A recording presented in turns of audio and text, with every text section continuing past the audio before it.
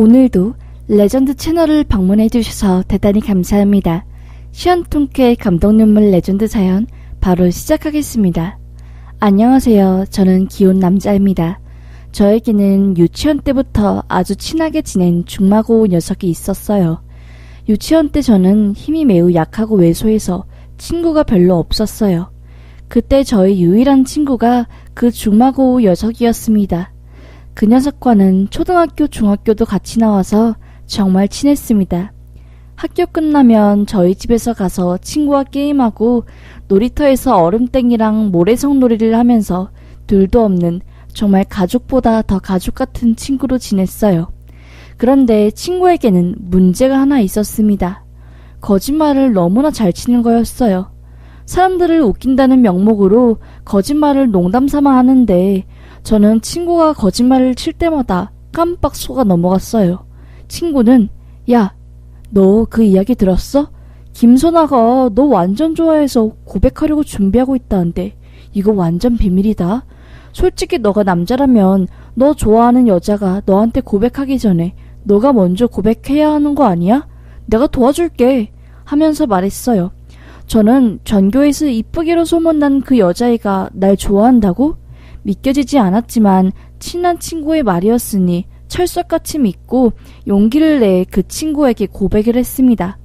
결과는 뻥 차였지요. 저는 울고불고 어떡하냐고 창피해서 학교 가기 싫다면서 중마고 녀석에게 말하는데 그 녀석은 저를 보고 깔깔깔 웃으면서 야, 뻥이야. 그걸 속냐? 에베베베 하면서 절 놀렸어요. 이 정도는 약과예요. 그 친구의 문제는 어디서부터가 진짜고 어디서까지가 가짜인지 구별할 수 없을 정도로 입에 거짓말을 달고 사는 애였습니다. 중학교 때까지는 저도 친한 친구니까 그냥 참고 넘겼지요. 문제는 고등학교 올라가서 한참 공부에 예민해져 있는데 친구가 도를 넘는 장난을 친 거였습니다. 그때 저희 누나가 아파서 병원에 오랜 시간 입원해 있는 상태였어요.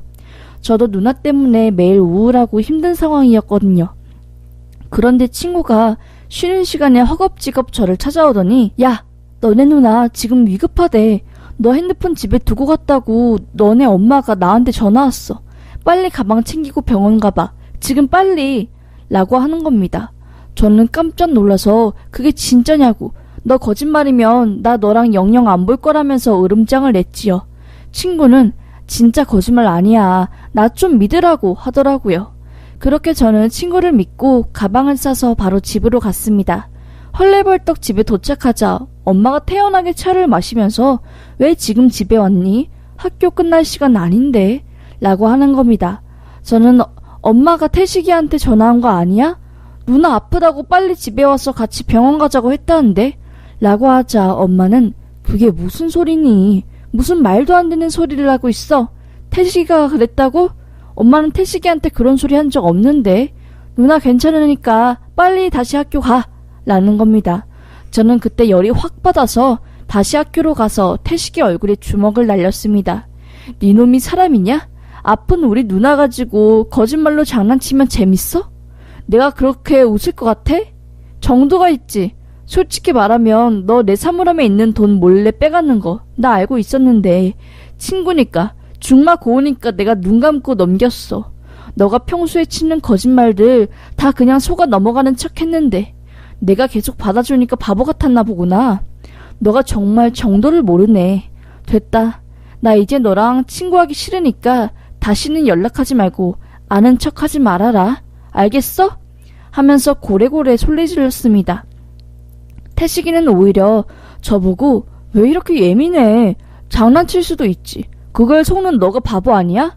하면서 저를 이상한 사람으로 몰고 갔어요. 그 모습에 정 떨어져서 저는 10년이 넘는 중마고우였던 그놈과 절교를 하고 아예 연을 끊었습니다. 저는 그렇게 연을 끊고 대학을 위해 공부만 했고 태식의 녀석은 여전히 온갖 거짓말로 사람들을 속여가며 돈을 끄고 겉돌다가 결국 고이 올라갈 때 자퇴를 했더라고요. 그 이후로 그 녀석의 행방은 저도 알 수가 없었습니다. 저는 공부해서 대학에 갔고 원하는 학과에 들어가 진로를 위해 열심히 살았어요. 저희 부모님은 교회를 정말 열심히 다니시는 분이었습니다. 부모님과 달리 저는 무교였고 별로 교회 다니는 거에 흥미가 없었어요. 초등학교 이후로 교회에 안 나가고 있다가 대학생이 되고 취준할 때가 되니까 일이 너무 안 풀리더라고요. 그때 너무나 간곡하게 부모님께서 교회 가서 기도하라고, 만약 기도하면 너 자취방 구해준다고 반 협박 아닌 그런 딜을 제시하셔서 제가 교회에 나가게 되었어요. 거기서 저는 첫 여자친구를 사귀게 되었습니다. 첫 여자친구는 부모님이 그 교회 목사님이자 운영하시는 분이었어요. 저와 마찬가지로 여자친구도 부모님이 권유에 등 떠밀려서 교회에 나온 거더라고요. 같은 셈에 들어가게 되어서 따로 이야기도 많이 나누고 하다가 마음이 통하는 부분이 있어서 사귀게 되었습니다. 여자친구는 엄청 푼수떼기 같았어요. 저보다 3살 누나였는데 누나라고 느껴지지 않을 정도로 사람이 너무 순수하고 장난기도 많고 사람을 잘 믿었어요. 워낙 사람들을 잘 믿고 귀가 얇아서 사기도 몇 번 당하고 뒤통수도 몇 번 맞았다고 하더라고요. 이상하게 실이 그 누나를 제가 지켜주고 싶고 보성애라고 해야 하나요? 하여튼 보호 본능이 일어나더라고요. 저는 누나와 3년 정도 연애 후 결혼하게 되었습니다. 누나에서 여자친구로, 여친에서 아내가 된 것이었죠. 신기하게 누나를 만나고 나서 4학년 인턴 생활한 곳에서 바로 취업도 하게 되었고 모든 일이 술술 풀리게 되었어요.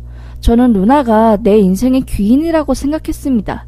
반면 누나는 귀가 너무너무 얇아서 여전히 사람들에게 배신당하고 이용당하고 있었습니다. 하루는 아내가 저한테 와서 신기한 경험을 했다고 하며 사진을 보여주는 겁니다. 사진에서는 아내가 한복을 입고 진하게 화장한 사람들과 함께 무슨 제사상 앞에서 사진 찍은 거였어요. 저는 아내에게 이게 뭐냐고 물었지요.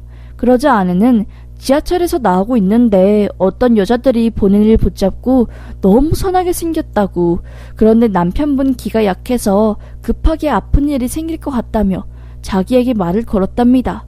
5만원 정도 내면은 한복도 입고 제사도 차리면서 좋은 기운받게 해줄 수 있는 프로그램이 있다고 하며 아내에게 같이 가자고 한 거였습니다. 아내는 뭣도 모르고 좋다고 줄줄 따라가서 거기 가서 한복 입고 제사상 차리고 기도하고 사진 찍고 온 거였지요. 저는 어이가 없어서 아내한테 말했어요. 여보, 이거 누가 봐도 사이비 종교단체가 돈 뜯으려고 한 거잖아. 아무리 눈치가 없어도 그렇지. 그 사람들이 어떤 사람인 줄 알고 거기를 따라가려고 해. 여보 진짜 조심해. 아니 장인 장모님이 목사님이시고 교회 사람들인데 여보도 교회 다녔으면 그 사람들 어떤 사람인지 감 오지 않아? 나도 알겠는데. 정말 여보 제발 사람 좀 쉽게 믿지 마.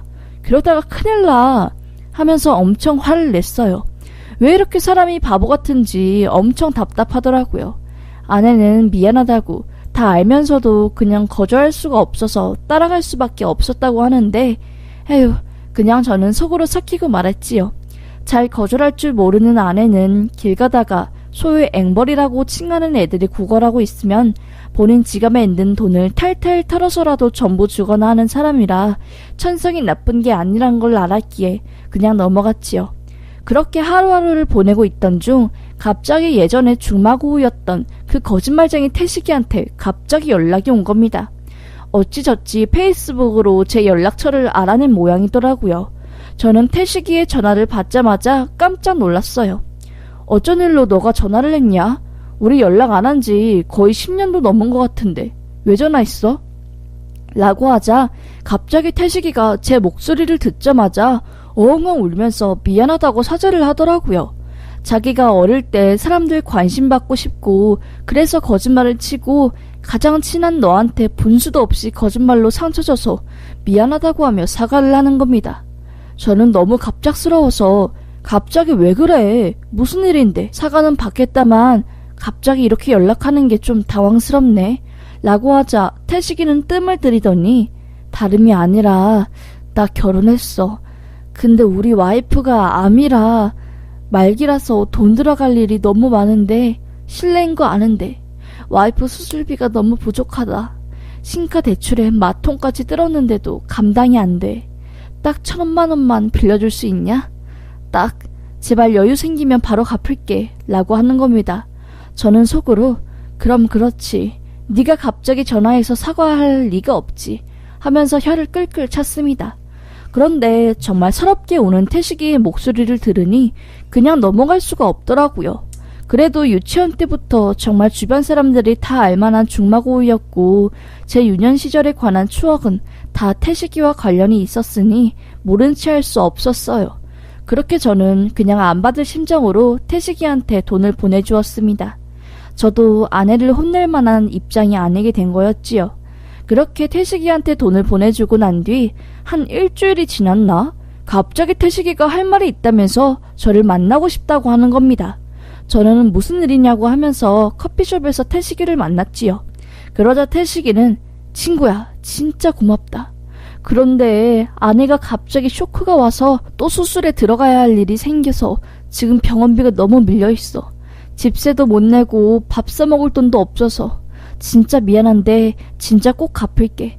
딱 5천만 빌려주면 안 될까? 라는 겁니다. 5천이라뇨. 5천이 무슨 동네 개 이름인가요? 저는 말했죠. 5천? 내가 5천이 어딨어. 너 와이프 도대체 어디가 어떻게 아픈 건데?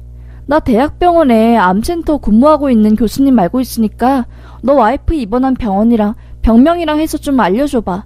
어떻게 내가 좀 알아봐 줄게. 라고 하니까 갑자기 태식이가 더듬거리는 겁니다. 병명은 당뇨병이고 병원은 그게 라는 겁니다. 아니 암이라면서 당뇨병은 뭔 똥딴지 같은 소립니까? 저는 화가 폭발해서 태식이한테 말했습니다. 너 설마 또 거짓말이냐? 네 와이프 무슨 암 걸렸냐니까. 당뇨병은 뭔 말도 안 되는 소리야. 너 개그하니? 웃기려고 하는 거지? 그게 아니면 진짜 넌 쓰레기다. 돈 궁해서 예전 중마고한테 전화해서 없는 와이프 병까지 걸리게 하고 너 그렇게 살면 안 창피해? 10대 시절에나 통하는 거짓말이 이 나이에 통할 것 같아? 진짜 적당히 해라. 정직하게 일해서 돈 벌어. 넌 진짜 못 쓰겠어. 라고 하자마자 태식이는 아니 당뇨병은 내가 걸린 병이고 갑자기 암 이름 생각이 안 나서 그래. 원체 생소해야지. 진짜 너도 너무한다. 내가 과거에 거짓말 자주 친 건 맞지만 와이프 가지고 거짓말은 안 쳐. 돈 빌려주기 싫으면 빌려주기 싫다고 말을 해. 이렇게 사람 빙빙 돌아서 까대니까 좋냐?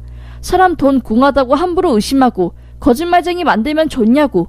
나야말로 너한테 실망이다. 진짜 그래. 너 그렇게 돈 아껴서 얼마나 잘 사나 내가 두고 볼게. 진짜 끝까지 내가 저 지켜볼 거야. 벼르고 있어준다고.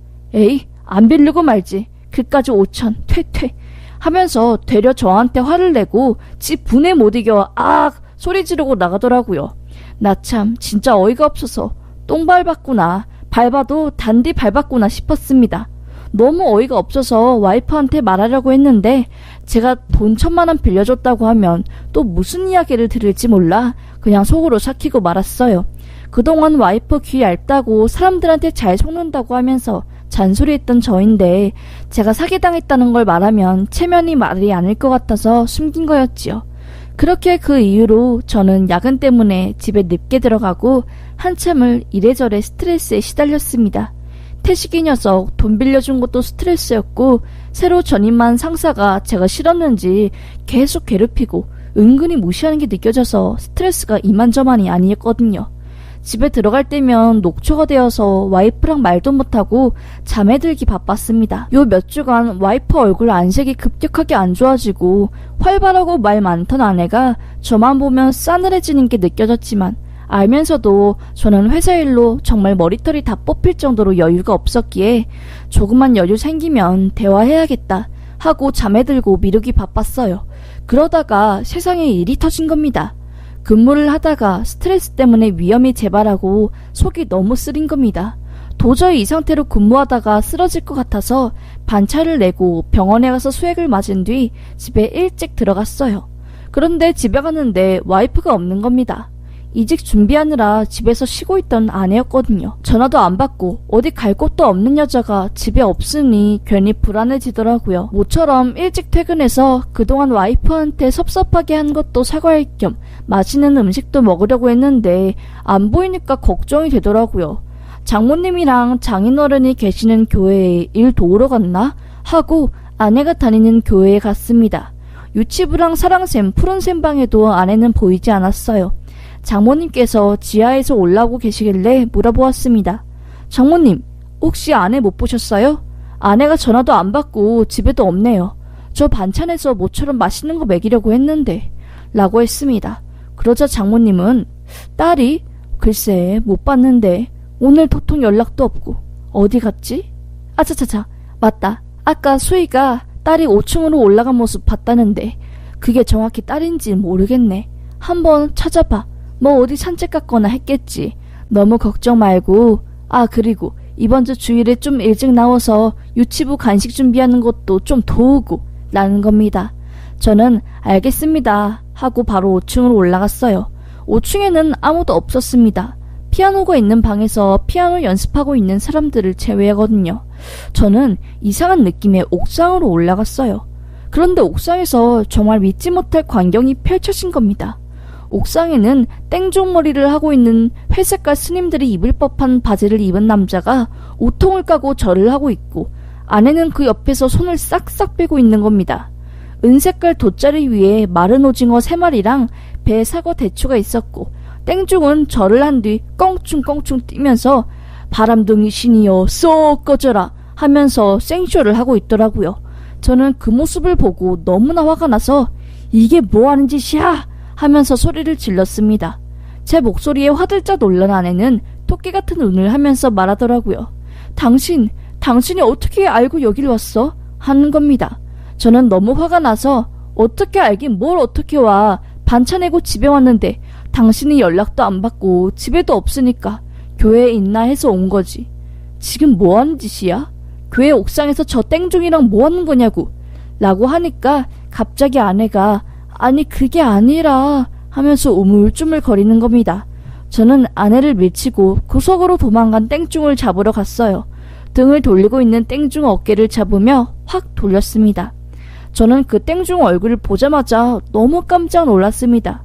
땡중 모습을 하고 있는 남자는 다름이 아니라 중마고 태식이었던 겁니다. 저는 너가 왜 여기 있어? 너 여기서 내 와이프랑 뭐 하는 짓이야? 머리는 그게 뭐고 복장은 또 뭐야?